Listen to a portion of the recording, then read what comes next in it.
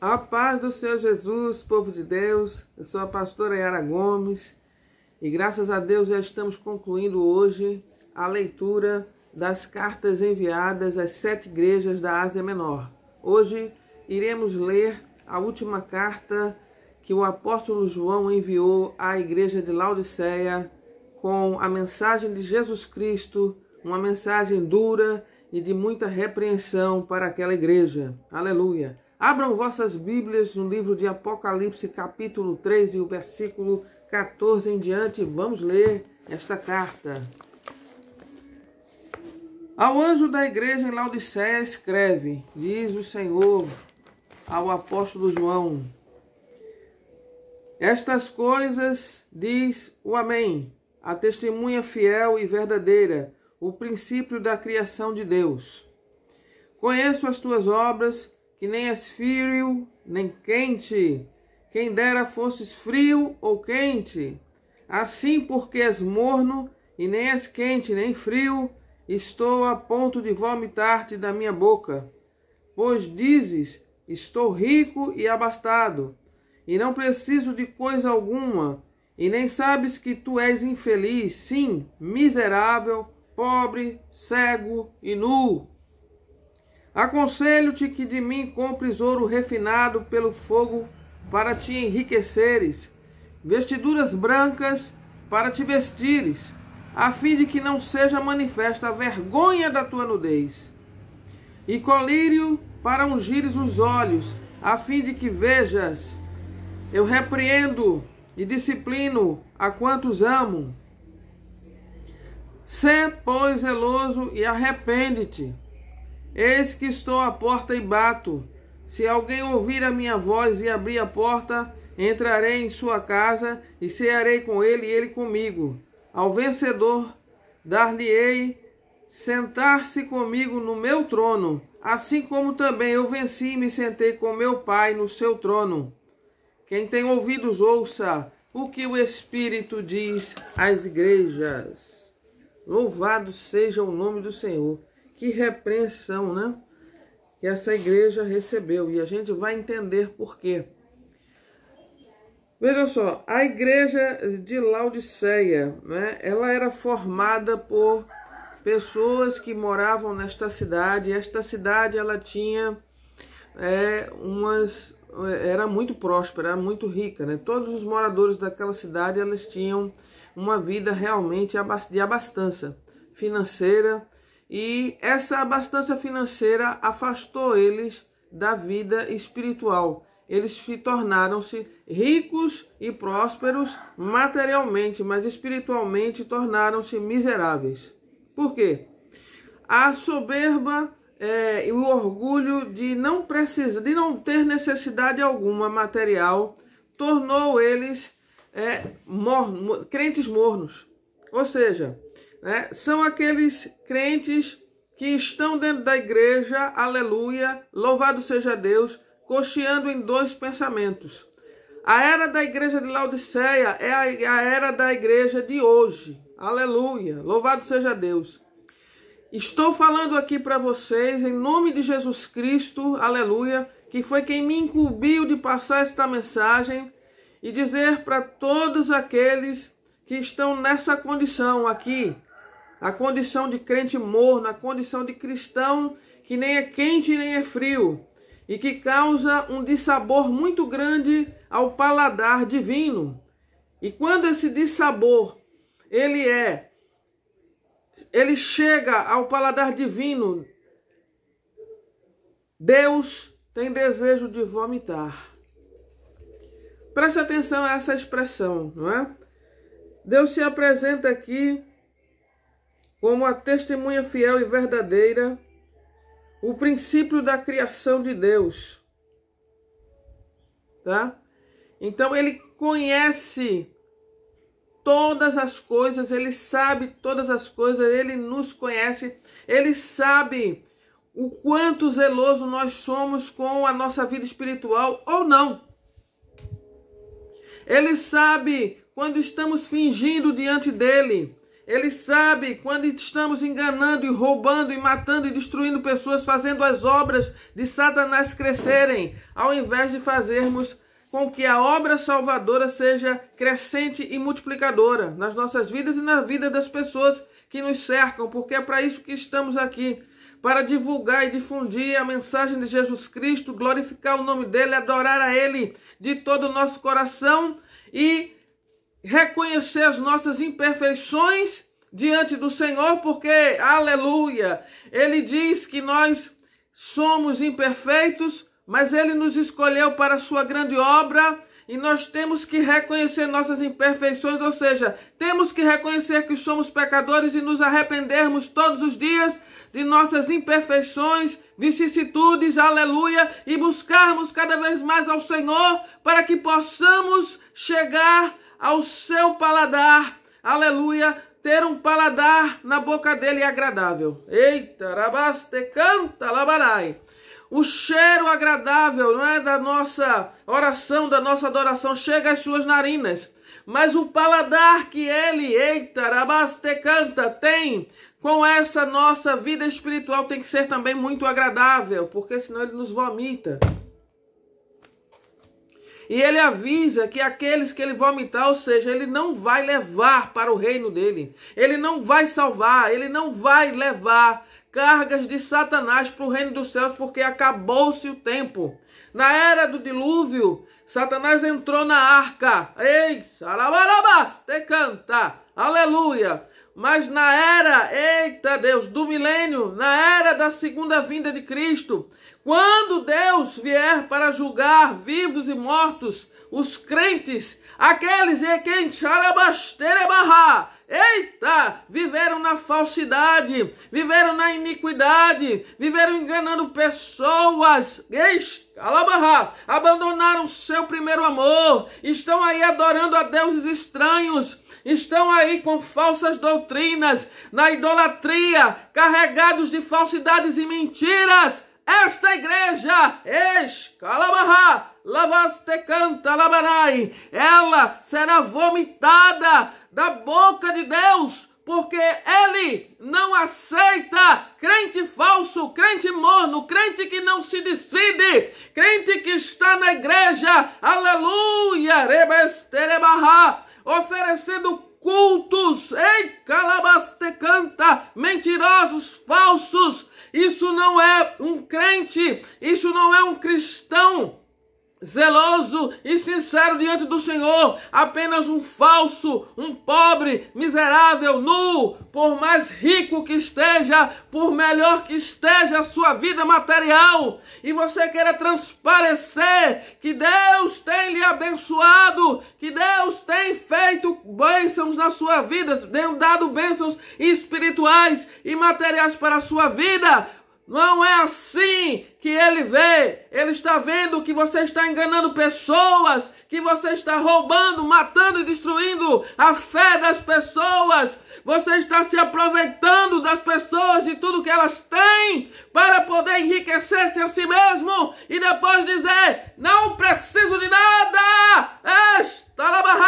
Você, falso profeta, você, cristão morno, você que está aderindo a este tipo de prática, seguindo esta doutrina falsa da prosperidade, você vai ser vomitado da boca de Deus. Arrepende-te de teus pecados, enquanto há tempo, falso profeta e todos os seus seguidores. Vocês não terão parte no reino do Deus vivo. Ele diz aqui para você agora: arrepende-te de teus pecados, pois quando eu vier, virei com ira e com condenação sobre vocês. Infelizmente, é assim que se encontra a era da igreja de Laodiceia, morna, falsa, cocheando em dois pensamentos.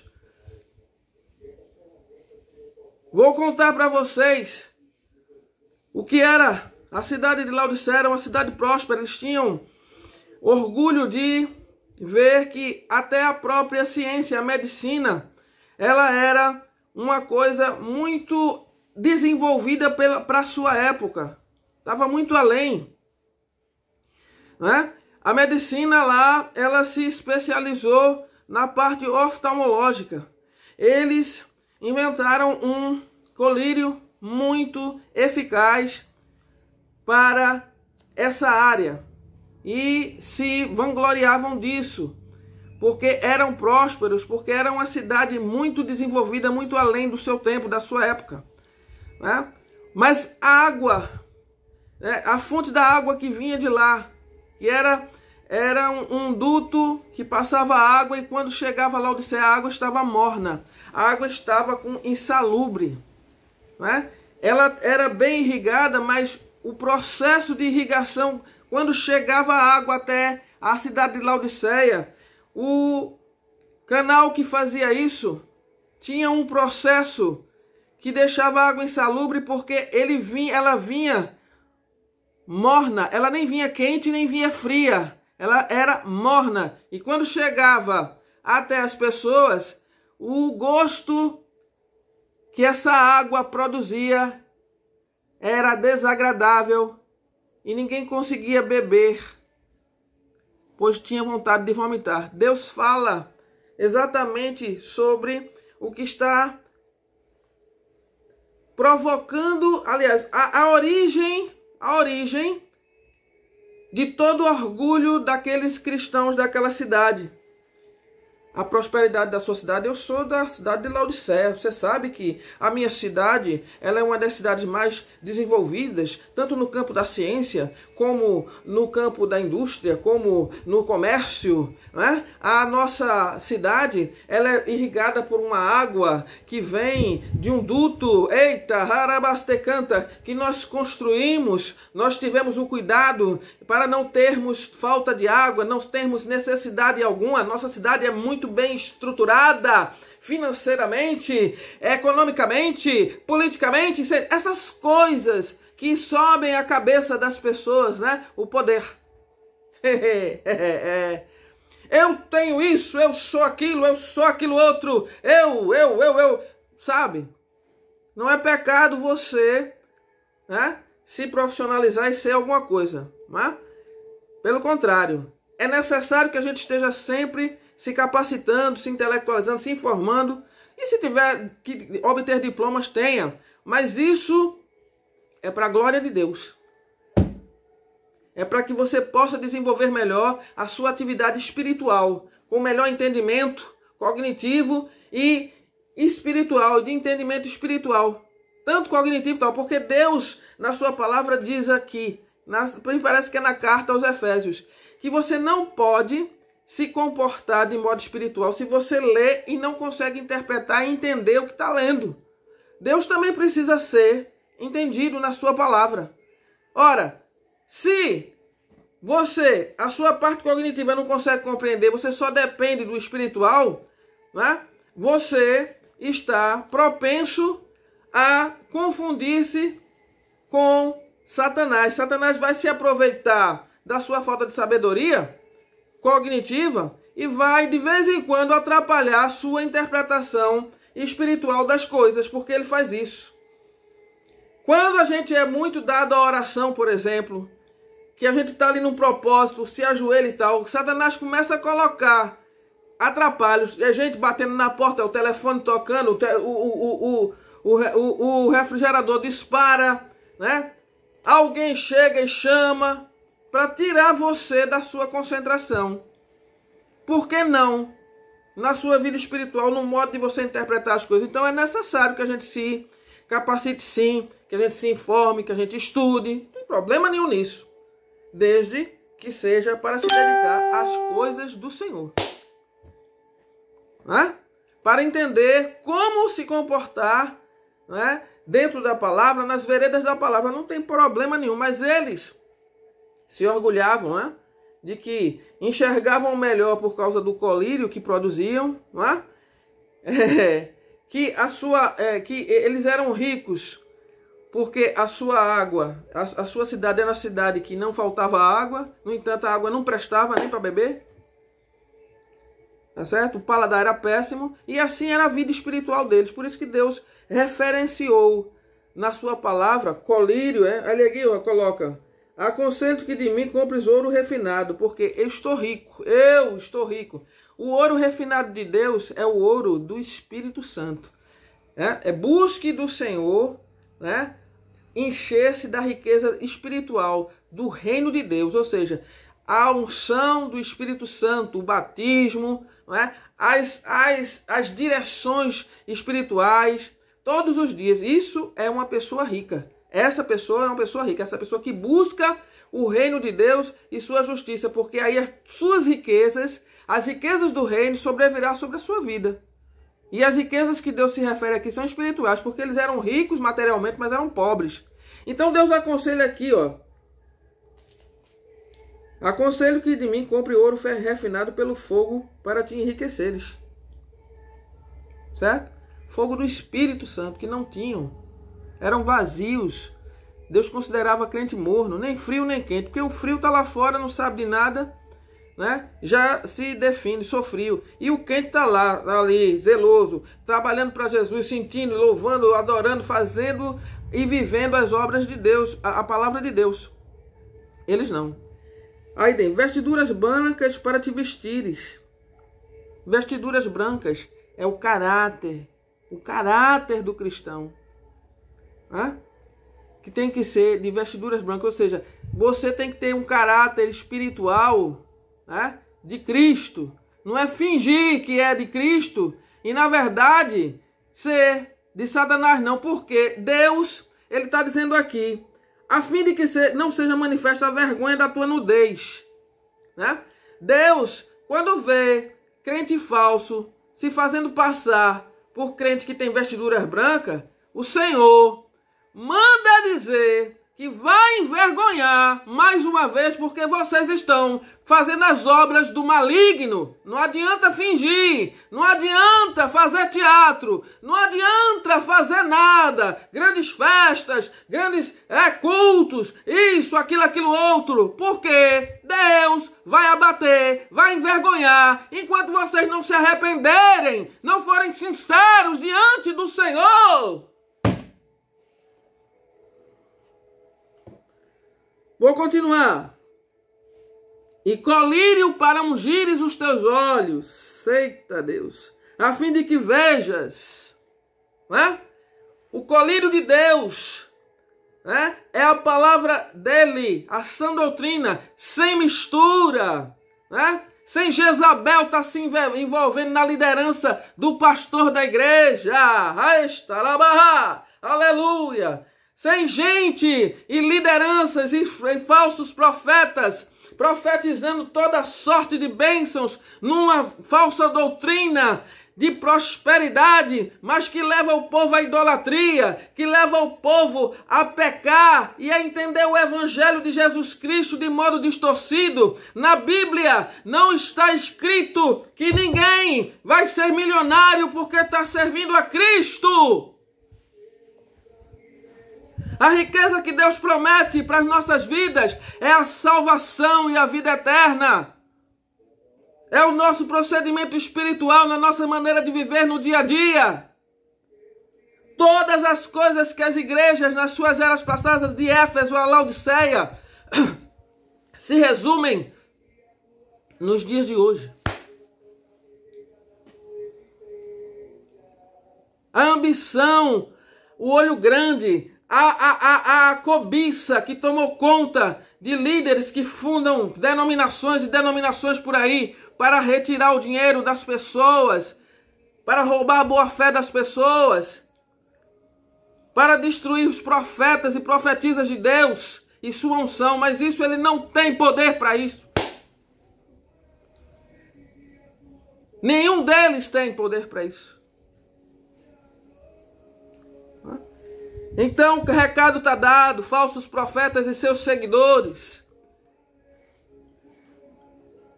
Essas bênçãos aí que você está arrotando que tem, foi Deus, é mentira sua. Você está aí cocheando em dois pensamentos, se agarrando em braço forte, braço de carne forte, ao invés de se até o braço espiritual do poder de Jesus Cristo. E vive aí no púlpito dizendo, foi o Senhor, mentira! Deus me diz todo dia, eu não tenho nada a ver com isso não. Só sobrevivem porque estão atrás de político, atrás de fulano que pode pagar isso e aquilo. E correndo atrás o tempo todo para poder sobreviver. Às vezes nem a própria igreja mantém o padrão. Eita, para pagar isso, pagar aquilo outro. Tem que roubar mesmo, tem que enganar, tem que fazer um monte de coisa. Senão a casa cai. E vai cair do mesmo jeito, porque Jesus está dizendo, arrepende-te de teus pecados.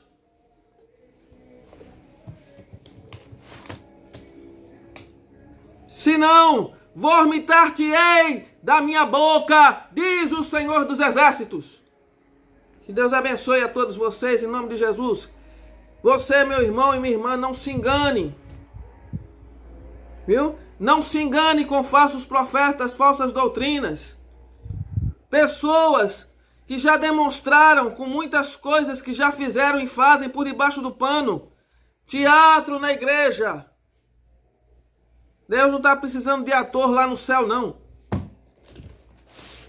Viu? Cuidado. Cuidado. O Senhor vomitará todos aqueles que estão mornos de sua boca. Deus abençoe a todos vocês em nome de Jesus.